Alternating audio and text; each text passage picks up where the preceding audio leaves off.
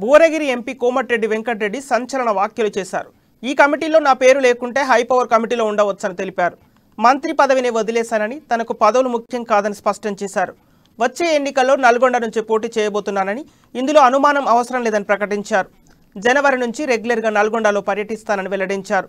ప్రస్తుతానికి అభివృద్ధి, సేవా కార్యక్రమాలే ముఖ్యమని కోమటిరెడ్డి వెంకటరెడ్డి తెలిపారు.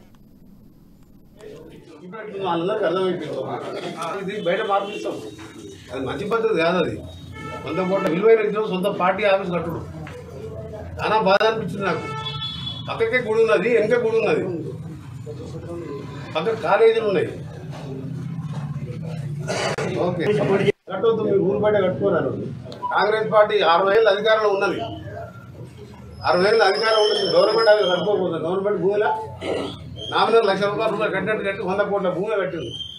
మైక్ పెట్టుకొని పార్టీ మీటింగ్ పెట్టుకుంటే ఆ కాలనీలా ఆ గుడి